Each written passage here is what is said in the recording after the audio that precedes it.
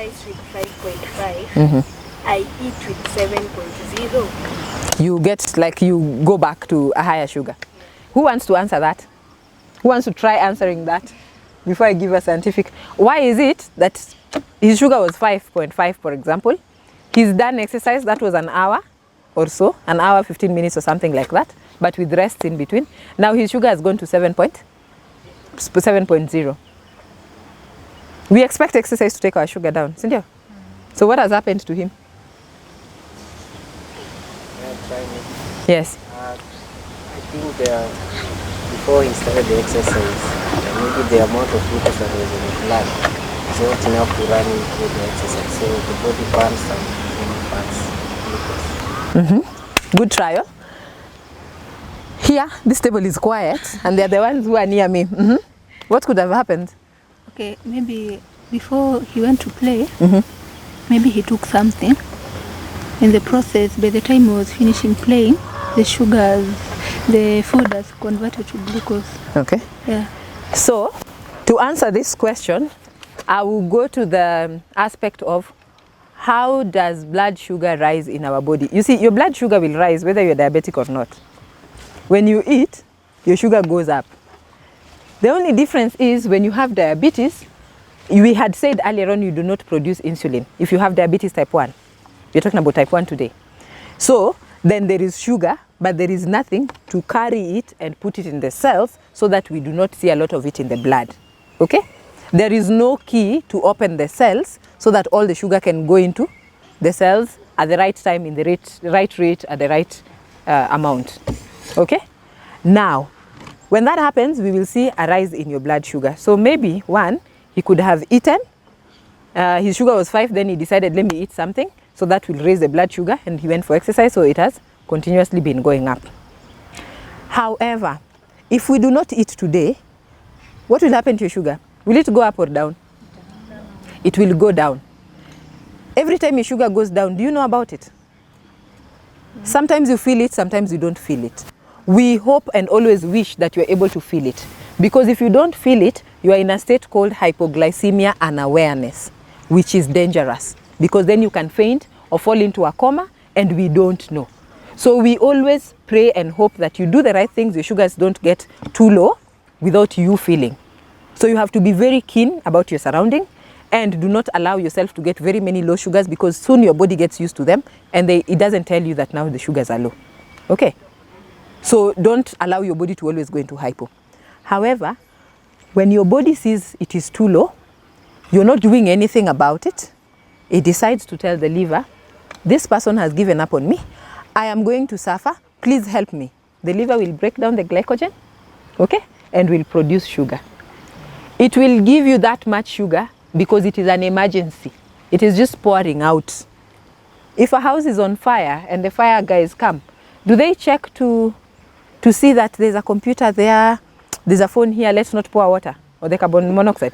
They just pour. When the fire is out, then we start looking at the damage that was done. So your liver is seeing an emergency, it's trying to give you sugar as much as it can, and then when it thinks it has had enough, it will relax. But do you have the insulin to push this sugar to the right place? No. So it remains in the blood. Okay? So it is trying to help you not to get to die, for lack of a better word, or to get into an emergency like a coma. Sawa.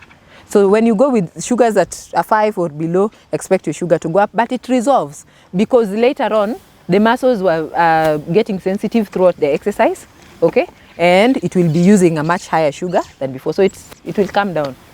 Does that stop you from eating? No. Does that make you want to correct? Don't rush to correct. Just drink water. It will come down on its own. I have some people that will repeat their blood sugars so that we see if it corrected itself. All right? But whenever your sugars are above 15 and probably you try walking, maybe in an hour's time it's not coming down, you want to find out what else could be pushing it up. It could be an infection that you're not aware of, or maybe homa. Some people have homa or sore throat, and we don't take that as a disease. It is an illness, and any illness that you have can shoot your sugar up. Okay? So if it's above 15, you've done exercise, you've drank water, an hour later, it's not coming down, instead it's going up, check for an infection. Sometimes you want to even test your ketones, just to make sure that you are not in a state of hyperglycemia for a long time. Okay, how many of us check ketones?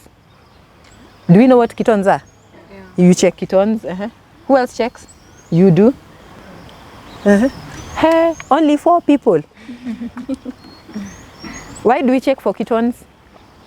Me, yeah. Why? Why do you check?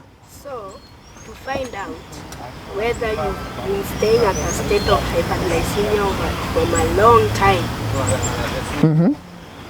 And what happens when you have high ketones? What is the danger? The danger. Fainting. Okay, fainting is one. Who has ever been in DKA? Yes. Yes. You've been in DKA? Yes. Is it a nice state to be in? No. And you are lucky if you're in DKA and the person who is near you can actually see that it is a problem. Because the longer they take to notice that you are in a problem and treat it, the higher the risk of you losing your life. All right? So ketones are when your body does not see glucose, because yes, glucose is there. Your sugar is, your blood is full of glucose, but the body cannot sense it. Why? Because that insulin is not being used. It is forced to break down fat.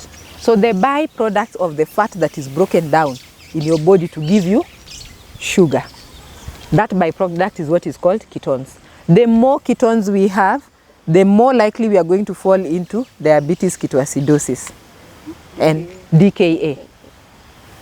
Okay? And that will land you into problem. Some of the symptoms of DKA, somebody will be panting like they have asthma and they don't have, we call it cosmal breathing, because you're trying to grasp air. It is not there. It is not there. Sometimes the smell from the mouth smells like harufu mbaya, or a rotten pineapple, or rotten fruits, okay? Or alcohol, ethanol.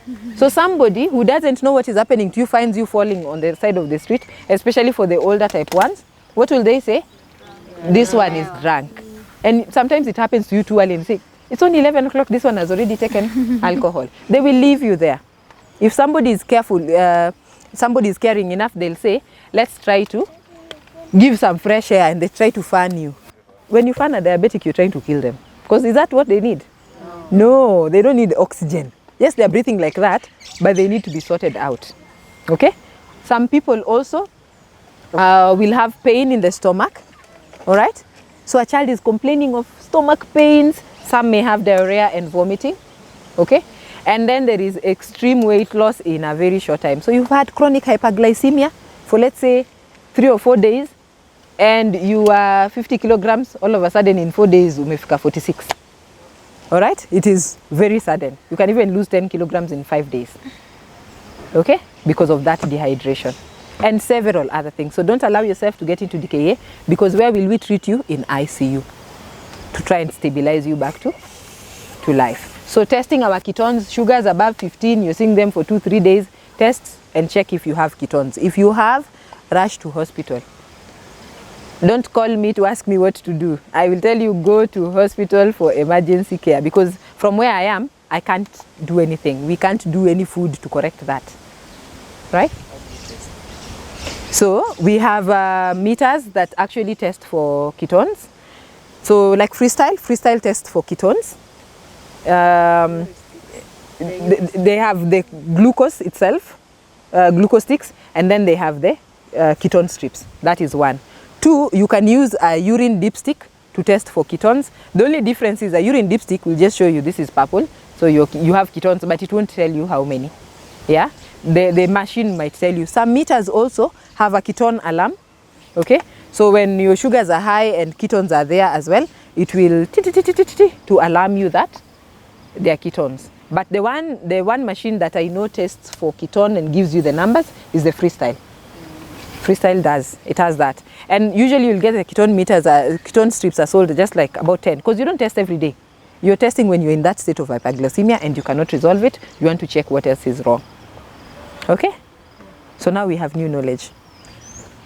Once you test positive for ketones, go to hospital. Yes. They'll hydrate you there, They will check if there's anything else wrong. They'll check if your electrolytes are balancing or not, so that they sort it out. That's why I'm saying, if you have ketones, whether you have my number or we are with you in the same group, the best you can do is tell me, Betty, I have ketones, I have gone to hospital. Because if you tell me what will I do, or you go on social media and say, hi guys, I'm type 1, my sugars are high today, and I have high ketones, what should I do? By the time they answer you and tell you to go and drink cabbage juice, you will be in DKA. So yes, social media is good, but you have to sieve the information that you're getting. We are in groups, diabetic groups on social media, but sieve the information that you're getting. Always ask somebody else who is in the medical field and knows their information very well, okay?